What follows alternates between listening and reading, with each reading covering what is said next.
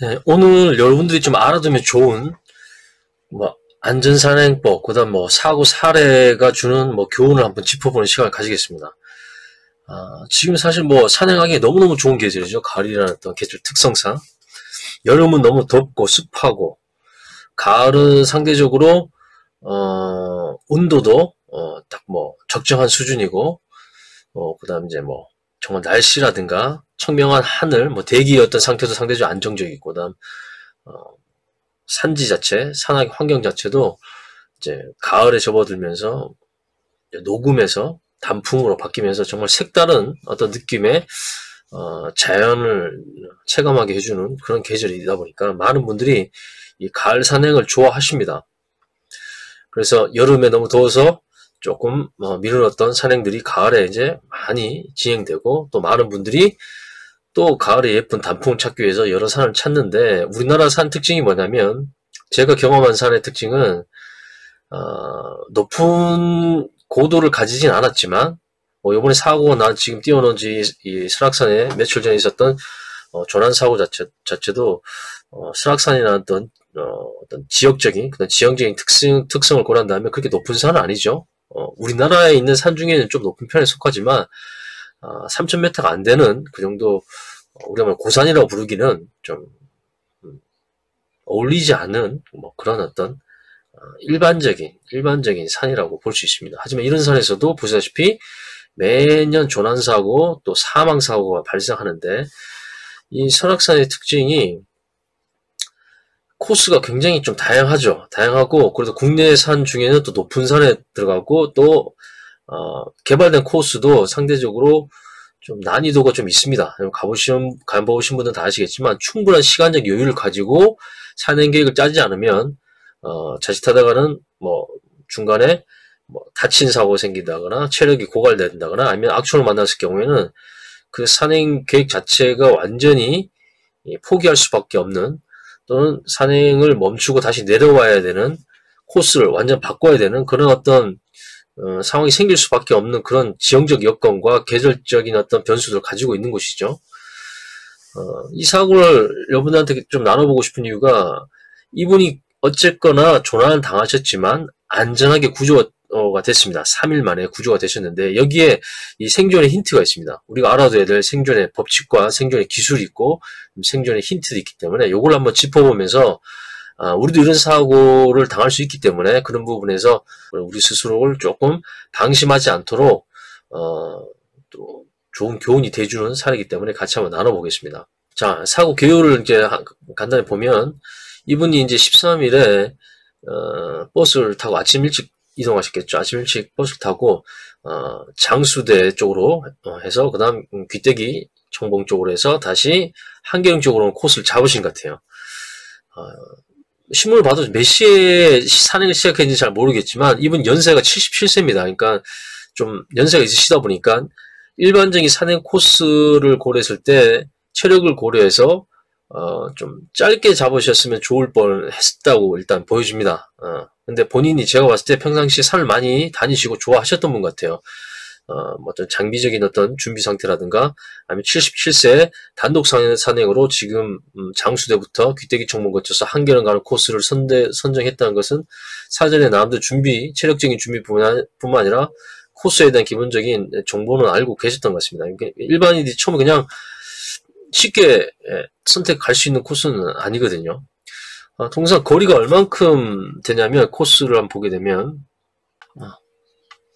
자, 바로 여기 이 장수대 여기에서 이제 출발하신 것 같아요. 이렇게 해서 아마 이런 라인을 타고 대승령을 거쳐서 이렇게 두 번 거쳐서 귀때기 청봉 거쳐서, 그 다음에 이렇게 하산길로 해서 한계령으로 내려오는 이런 코스를 잡으신 것 같아요.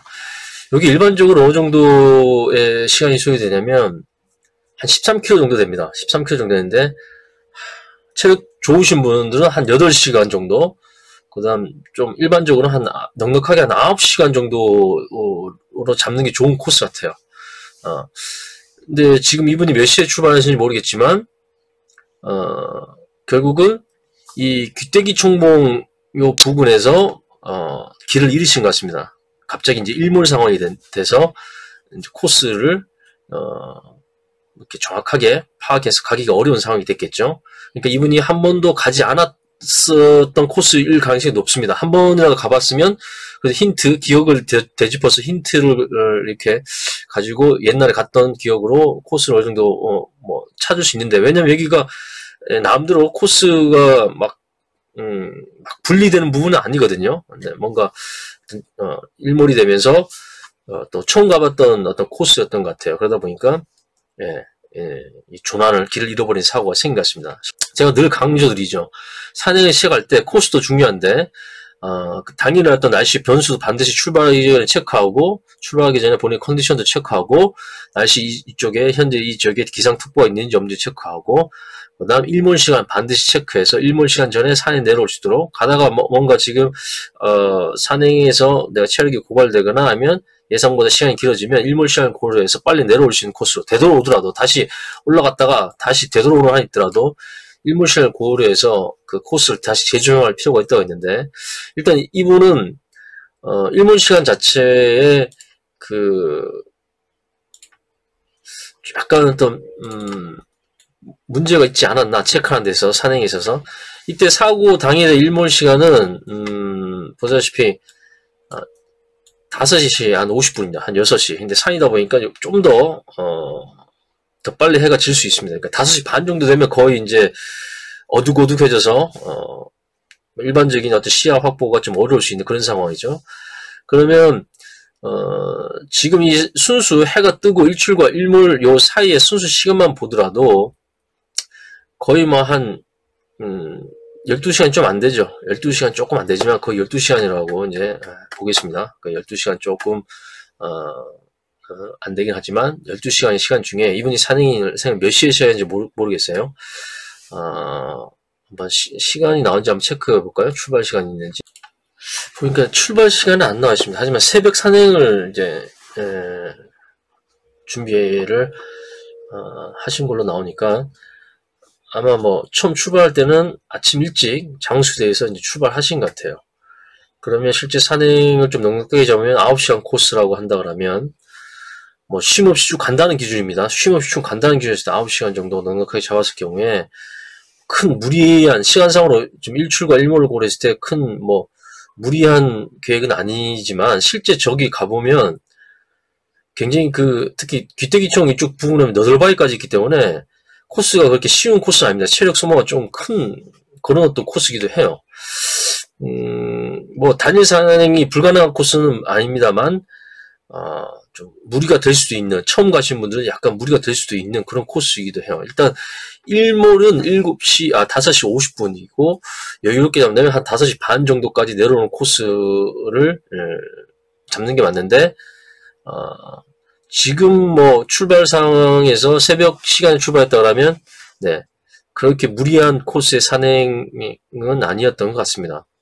하지만 중요한 것은 중간에 오르다가 좀 쉬고, 그다음 뭐 음식도 좀 먹고 체력도 좀 보충하고 뭐 이렇게 이동하다 보면 원래 계획했던 산행 시간보다는 좀 늦어질 가능성이 있는데, 아마 그런 부분에서 좀 산행 계획에서 중간에 어떤 시간이 딜레이 된 부분이 없지 않아 있었을 것 같고, 두 번째, 이분이 결국은 일몰 이후가 된 상태에서 길을 잃어버렸죠. 길을 또 찾기 위해서 시간을 또 허비하다 보니까 최초 신고 시간은 저녁 9시로 이렇게 나옵니다. 그러니까 계획상으로 봤을 때는 뭐 큰 무리가 없는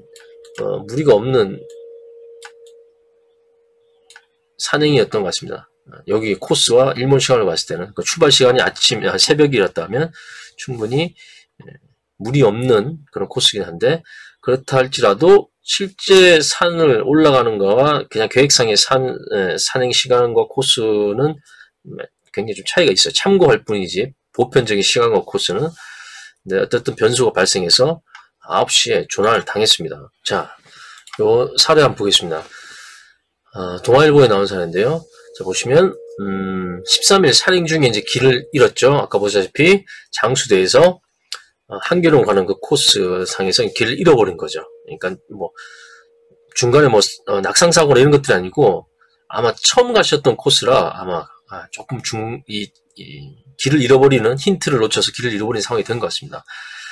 그래서 이틀 밤을 꼬박 세우고 조난 상태에서 버텨주셨는데 다행히 방한 장비에서 시온 유지를 잘했죠. 이게 핵심이에요. 사실 오늘 교육 중에 이번에 말씀드릴 교훈 중에 하나 가장 중요한 핵심이 바로 이 체온 유지 장비를 잘 챙기는 거 굉장히 중요하다는 겁니다. 그래서 이분은 체온 유지를 잘해서 15일 날 다행히 무사히 구조됐고 이 사진 보시면 파란색 요거 패딩 입으신 분이 바로 그 어르신인 것 같아요. 예, 다행히 건강한 모습으로 이렇게 구조되는 모습이 사진에 지금 나와 있습니다. 중요한 것은 이분이 저 보온 패딩이 없었다 그러면 여벌의 옷, 예비 옷, 비상용 체온 유지 옷이 없었다면 제가 봤을 때 쉽지 않은 생존 상황이었을 거라 생각됩니다. 그래서 이분이 마지막에 통화가 되신 거죠. 이게 여러분 산에 무조건 통화가 다 되는 곳이 아닙니다. 유명한 산이라 할지라도 중간중간 지형에 따라서 통화가 안 되는 지형이 있고 또 어떤 부분에서는 말 그대로 GPS 신호까지 안 잡히는 그런 구간이 있습니다. 그런 어떤 지역적 특성에 따라서. 그래서 이분이 몇 번 통신이 안 돼서 통신 잡힌 곳을 막 찾아다니셨다는 그런 내용도 나와요. 근데 어쨌거나 다행히 통신이 되는 곳에서 이제 마지막 구조 요청을 하게 된 거죠. 그 부분이 이제 계곡 근처였던 것 같습니다. 그래서 보시면 같이 현재 계곡 근처에 있다. 통신되는 어떤 위치를 이제 확인해서 그곳에서 이제 도움 요청을 한 거죠. 다행히 너무 춥다. 구조해달라. 이렇게 말씀을 하셔가지고 그거 신호를 기반으로 해서 구조대가 4시간 만에 신호가 잡힌 곳을 기점으로 해서 신호가 잡힌 그 기점으로 해서 기대기 골이었다고 합니다.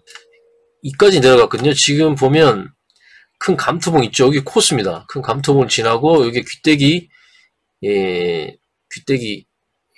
청봉, 귀때기 청봉이죠. 귀때기 청봉이 여기 있습니다. 귀때기 청봉.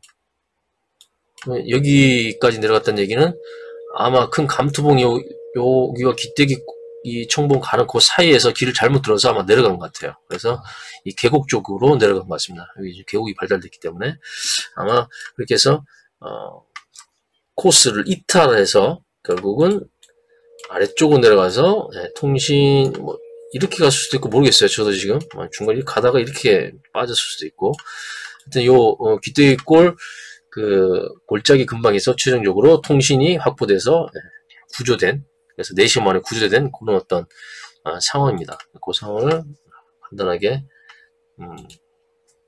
확인해 봤고요.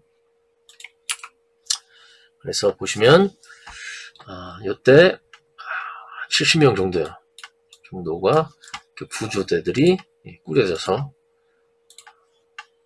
구조에 나섰습니다. 그래서 이틀 만에 생명의 지장 없이 이렇게 구조가 된 상황입니다. 당시에 상황들을 보니까 크게 다치시거나 그런 부분은 없었고 당연히 탈진이 될 수밖에 없죠. 밤새 추위와 싸워야 되고 추위와 싸운다는 자체는 에너지를 굉장히 많이 소모하는 겁니다. 소모를 하기 때문에 그런 부분에서 움직이지 않더라도 생각 외로 에너지 고갈이 발생될 수 있죠. 체력이 많이 고갈됩니다. 그러다 보니까 발견됐을 때는 탈진, 또 길 찾기 위해서 또 얼마나 많이 움직이셨겠어요. 그러다 보니까 탈진 상태였지만 다행히 생명 이상이 없었습니다. 그래서 내용을 조금 더 읽어볼게요. 읽어보니까 해당 코스라는 것이 아까 장수대에서 귀때기 청봉을 거쳐서 한계로는 코스죠. 한 9시간 코스, 넉넉자가 한 9시간 코스, 한 13km 정도 된다고 말씀드렸죠. 13km 정도. 아침 일찍 출발하면 그렇게 무리한 곳은 아닌데, 처음 가신 분들한테는 좀 무리가 될 수도 있죠. 건장한 산에도 당일 산행을 해지기 전에 내려오기 어려운 코스다, 험한 코스다. 그건 아닌 것 같아요. 네. 당일에 갈 수 있는 코스긴 합니다. 물론 다치지 않고 그다음 체력 컨디션이 나쁘지 않으면 충분히 내려올 수 있는 그런 코스, 불가능한 코스는 아니죠. 하지만 어렵다면 또 어려운 코스기도 하고 여유롭게 가는 게 더 맞겠지만 어쨌거나 그런 코스로 가셨다가 일몰 전에 아까 일몰이 몇 시였습니까? 당시 5시 50분이 일몰이었는데 요 전에 못 내려오신 거죠. 그런데 그것도 아마 귀때기 청봉 전에 전 거기에서 어떤가 길을 잘못 드셔서 아마 이 시간을 넘긴 것 같습니다.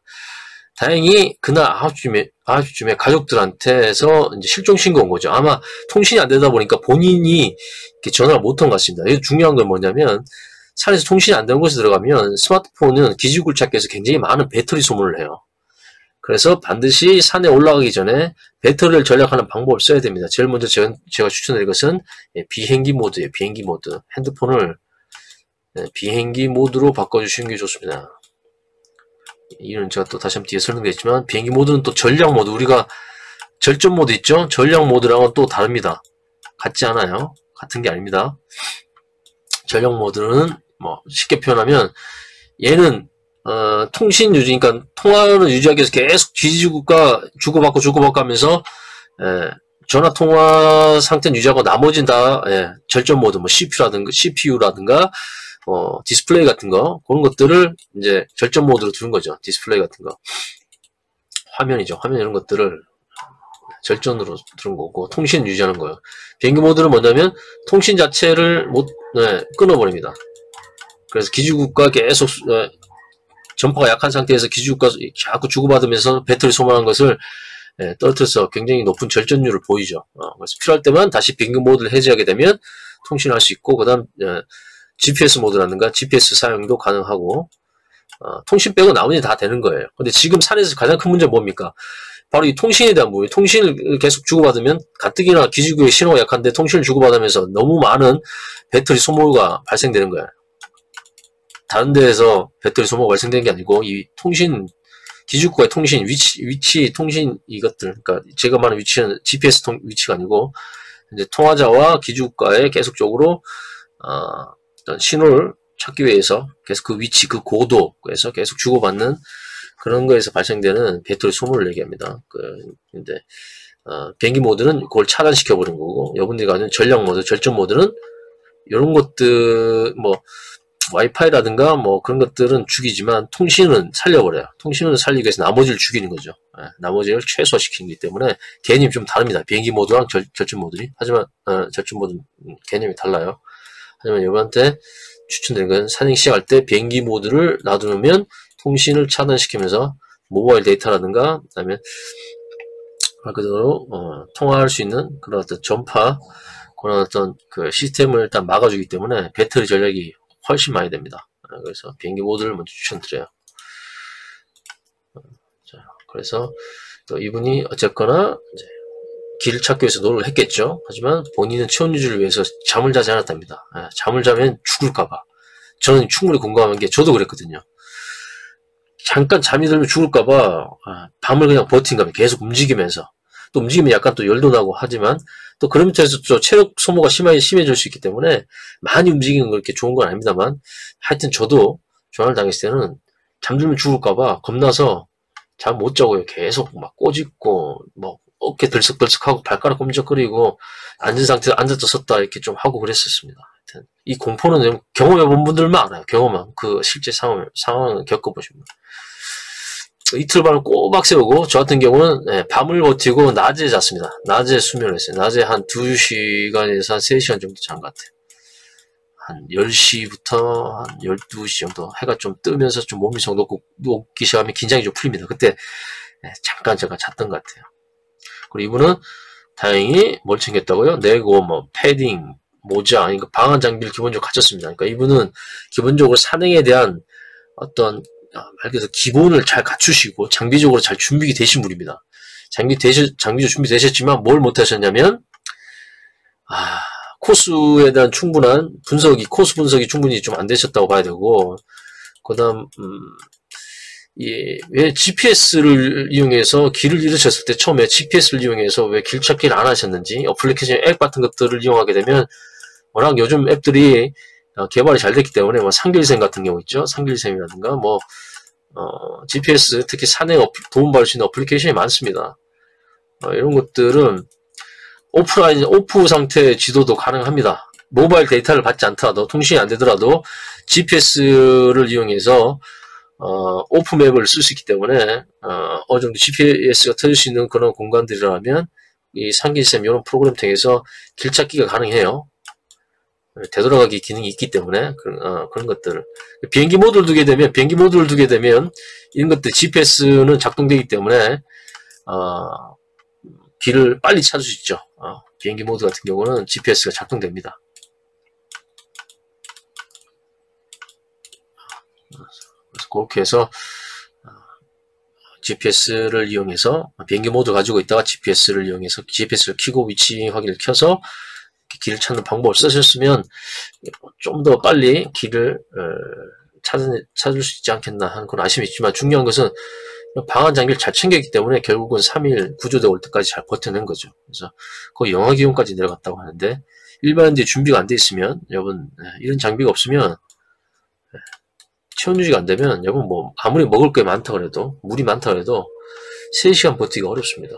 다행히 이런 것도 있었기 때문에 기존에 챙겨갔던 행동식이라든가 도시락을 이용해서 열량을 보충하고 또 어느 정도 움직일 수 있는 그런 어떤 힘을 비축할 수 있었다는 얘기가 되는 거죠. 네, 이게 없었으면 이게 안 됐으면 이건 의미가 없어져 버리죠. 이게 굉장히 중요합니다. 체온 유지. 제가 늘 강조하죠. 조난당해 본 사람만이 압니다. 체온 유지가 얼마나 중요한 생존의 어떤 요소인지. 굉장히 잘하신 거죠. 그만큼 기본 장비를 잘 챙겨 다녀라는 게 중요합니다. 통신 장비가 통신 신호가 안 잡힌 곳에서는 배터리 소모가 엄청나게 많이 나죠. 그래서 이분도 배터리를 얻기 위해서 통신 신호 안 잡히면 전화를 꺼버렸고, 또 좋은 방법입니다만 껐다 키면서 계속적으로 또 배터리 소모가 발생될 수 있죠. 이때 제일 뭘 차라리 하시는 게 좋을 뻔했냐면, 물론 배터리 전원도 끄는 것도 좋은 방법이고, 그다음에 아까 말씀드렸던 비행기 모드로 바꿔주신 것도 굉장히 좋은 방법이 될 수 있었고, 그 다음 다행히 보조 배터리까지 챙겨 가셨다는 거. 그래서 이런 것들은 생존에서 굉장히 통신수단을 계속 유지하는 중요한 기반이 되기 때문에 보조 배터리 챙겨가는 거 굉장히 중요합니다. 다행히 이렇게 잘 챙기셨기 때문에 마지막까지 구조대한테 연락이 갈 수 있었던 거예요. 이런 준비가 안 됐다 그러면 정말 이번 사례도 쉽지 않은, 그리고 어떻게 보면 더 위험한 그런 결과로 신문에 나올 뻔도 했습니다. 다행히 이런 통신수단을 계속적으로 활용할 수 있는 준비가 잘 돼 있었기 때문에 결국은 통신이 되는 곳을 찾으셔서 거기서 이제 구조를 요청해서 다행히 구조된 상황입니다. 그래서 그만큼 이게 중요하다는 거죠. 보조 배터리, 그 다음 배터리 아낄 수 있는 그런 방법, 제가 먼저 말씀드린 건 비행기 모드로 가지고 가시는 거, 정제 아끼고 싶으면 이분처럼 배터리를 아예 전원을 꺼버리는 것도 하나의 방법이기도 합니다. 자, 그래서 결국은 귀때기골에서 전화를 다행히 통신이 돼서 구조를 요청을 해서 사신 거죠. 구조되신 건데, 다행히 헤드랜턴도 잘 챙겨 다니셨어요. 보조 배터리. 헤드랜턴도 중요합니다. 그죠? 야간 상황을 대비해서. 또 헤드랜턴을 끼고 길을 찾으라는 개념이 아니고, 헤드랜턴을 SOS 모드가 있습니다. 대부분 헤드랜턴은 SOS 모드이기 때문에 이것을 계속 깜빡깜빡하게끔 하게 되면 야간 그 구조를 하시는 우리 구조대분들이 쉽게 여러분 위치를 그래도 찾을 수 있겠죠. 그래서 이런 부분도 헤드랜턴의 중요성은 이제 충분히 증명한 걸로 보여집니다. 지금 오늘 좀 깊은 내용이 많이 안 나오네요. 하여튼 여기서 핵심적인 건 뭡니까? 이분이 체온 유지를 굉장히 잘 하셨고, 그죠? 체온 유지. 그 다음 배터리 아끼기 위한 방법과 보조 배터리도 잘 챙기셨다는 거, 그 다음 헤드랜턴을 가지고 계셨다는 거, 이런 것들이 다 중요한 생존의 요소들이 됩니다. 꼭 여러분들이 배우시고 꼭 여러분이 실생활에 반영해야 될 부분이기도 해요. 그 다음 도시락과 행동식 있죠. 따진다면 굳이 5번째 순위 정도 됩니다. 없는 것보다 낫지만 이게 최우선 상황은 아니죠. 만약에 1번 이거 체온 유지 관련 게 없었으면 나머지는 의미가 없을 뻔했어요. 그다음 이 통신에 대한 부분 굉장히 중요했죠. 통신이 안 됐으면 결국 생존이 불가능할 뻔합니다. 그렇죠. 이런 것들이 지금 이 사례에서 중요한 요소입니다. 다른 신문의 내용을 한번 보겠습니다. 자, 요 기사 다시 한번 보겠습니다. 요 기사를 보니까 잠들면 안 된다. 설악산 실종 70대 사일과 어떻게 붙었나. 다시 한번 내용을 보면 배터리를 아끼고 강치위에서 밤을 새셨고, 그러다가 계곡으로 이동하셔가지고 거기서 통신 신호가 잡히자 119에 구조 문자를 보냈습니다. 여러분, 이거 구조 문자 굉장히 중요한 게 이런 구조 요청하실 때 119 앱 있죠? 119 앱을 쓰셔야 돼요. 119 앱. 119 앱이 있습니다. 요걸 사용해서 전화 또는 문자가 가능해요. 전화나 문자가 가능합니다. 지금 마우스를 쓰다 보니까 여러분 글씨가 아주 엉망인데 이해하세요? 전화나 문자가 가능합니다. 이때 문자를 보낼 때 뭘 보냐면 위치 정보에 대한 부분을 같이 전달이 되느냐 이게 떠요. 이 위치 정보는 여러분 말 그대로 여러분들의 현재 조난자의 GPS 정보가 들어있겠죠. 조난자의 위치가 같이 송신됩니다. 이렇게 훨씬 더 빨리 찾겠죠. 좌표 개념으로 해서 전달되기 때문에. 그래서 한 신고할 때 일반 전화보다는 이렇게 119 앱을 통해서 전화하시는 게 가장 좋습니다. 전화든 문자든 119 애플리케이션을 여러분들이 꼭 사용하시면 됩니다. 이거 반드시 여러분들이 알아두셔야 할 정보예요. 119 앱을 하게 되면 거기에 위치 정보에 동의를 하는 그런 절차가 있습니다. 그렇게 하면 전화 통화하면서 여러분의 위치가 최대한 빠르게 가장 최대한 정확하게 전달됩니다. 여러분 GPS 정보를 기반으로 해서. 그러니까 이것도 여러분들 알아두시면 좋죠. 이분이 어떻게 119 앱을 쓰셨는지 모르겠어요. 하지만 통신되는 곳에 어쨌든 전화를 해서 전화가 어디서 기지국을 찾았냐면 백담사 기지국에서 다행히 그 근방에서 기지국이 연결돼서 그 기지국 기준에서 찾게 된 거죠. 그런 것보다 사실 여러분들이 GPS 정보를 켜가지고 좌표를 확인해서 전달해주면 더 빨리 되겠죠. 좌표를 확인할 수 있다. 이분이 좌표 기반으로 수색이 된 게 아닌 걸 보면 아마 그 119 앱을 쓰지 않은 것 같습니다. 통이 잡힌 곳에 문자를 보내니까. 도와주세요. 이렇게 보면 119 앱을 쓰신 것 같기도 하고요. 근데 기지국 바탕으로 지금 수색을 하셨다는 걸 얘기를 들어보면 기지국이 이제 백담사 기지국이라고 다른 신문에 나왔던 것 같은데 그렇게 되면 이제 좌표 기반이 아니고 기지국 기반으로 했기 때문에 여기 119 앱을 이용한 접수는 아닌 것 같고요. 어쨌거나 통신이 되면 이렇게 구조가 가능하다는 겁니다. 그리고 가족들한테 본인의 행선지를 정확히 잘 밝혔기 때문에 수색이 좀 빨리 진행됐고 그런 부분은 우리가 꼭 기억해두고 또 우리가 그걸 반영해야 될 부분이죠. 그래서 보면 다시 한번 강조되는 부분이 있네요. 이분이 살아남으셨던 이유가 산행 경험이 많으셨네. 그러니까 어쩐지 산행 경험이 좀 많으셨던 것 같아요. 기본적으로 체온 유지 관련된 부분, 헤드랜턴, 보조 배터리, 행동식도 아까 보니까 챙겼다고 하셨죠. 행동식 잘 챙기셨고 생존 수칙을 잘 지키셨다. 불필요한 움직임 안 할 수도 있습니다. 조난을 당하면 조난을 당했다고 인지하는 순간 사실 제자리에 가만히 있는 게 가장 좋습니다. 제자리에 가만히 있고 제자리 그 주변의 지형지물을 이용해서 이제 버티는 것들이죠. 주변 지형지물을 이용해서 버티는 것이 굉장히 중요합니다. 본인이 이제 길 찾기 위해서 움직이다 보면 체력 소모도 심해지고 잘못하면 낙상사고로 이어질 수 있기 때문에 또 계속 이제 구조대와 반대 방향으로 가서 더 어려운 상황, 수색이 어려운 상황을 만들 수 있습니다. 더 찾기 힘든 곳으로 이동할 수 있고. 그래서 가만히 있는 게 사실 좋습니다. 조난당했을 때 가장 가만히, 특히 이런 장비가 있다면 굳이 무리하게 움직일 필요 없죠. 그래서 그런 부분을 또 염두에 두시면 좋을 것 같습니다. 그래서 경찰 관계자는 비박을 할 수 있는 정도로 등산 장비를 잘 챙겼고, 여기서 비박이라는 것은 텐트 없이 예상치 못한 시간과 장소에서 밤을 버티는 그런 어떤 행위를 비박이라고 하는데, 그 비박에 적합한 남대로 충족할 수 있는 장비들이 갖춰졌다. 그러면 여러분들도 최소한 이런 장비들, 어떤 장비요? 비박을 어느 정도 할 수 있는 장비를 챙겨두신다 그러면 좀 더 안전하게 비상상황, 조난상황에서 버텨낼 수 있다는 거고, 복장도 굉장히 잘 갖춰 입었다 이렇게 말씀 나오죠. 여기서 복장에서 아마 적절한 등산화부터 해서 발끝부터 머리끝까지 등산화, 그 다음 등산 바지, 그 다음 여긴 속옷도 포함되어야 됩니다. 속옷, 속건용 속옷 이런 것이겠죠. 몸이 쉽게 젖지 않는 면 종류가 아닌 속옷 이런 것들, 속건용 기능성 속옷, 그 다음 셔츠, 그 다음 여기에서 외부 자켓 정도, 이게 방풍이 되는 거겠죠. 보온도 되고 방풍인가 방수 정도 되는 보온에다가 플러스로 여벌 옷을 챙기셨는데 그게 뭐였습니까? 아까 보니까 이제 패딩을 챙기셨더라고요. 파란색. 예. 패딩. 경량 패딩이겠죠. 가을 정도는 요 정도만 챙기셔도 얘와에 합치게 되면 바로 이제 레이어링 시스템이 된 거죠. 레이어가 돼가지고 충분히 보온 효과를 안 죽을 정도의 보온 효과. 여기서 좀 더 하나 더 있었으면 좋았을 뻔했던 것이 뭡니까? 예, 음박 담요. 음박 담요가 있었다면 좀 더 보온 견디신데 좀 덜 고통스럽지 않았겠나? 음박 담요.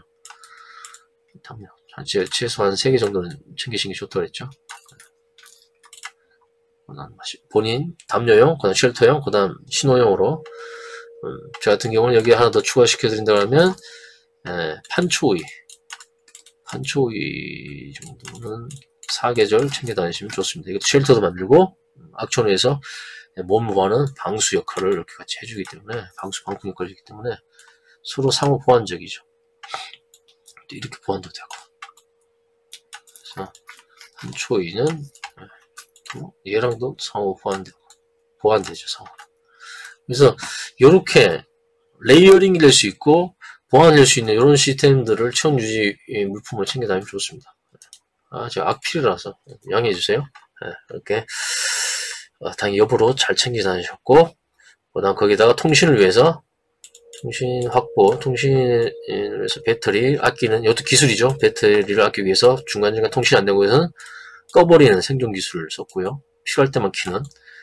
거기다 플러스 장비, 보조 배터리, 통신 보조 장비죠.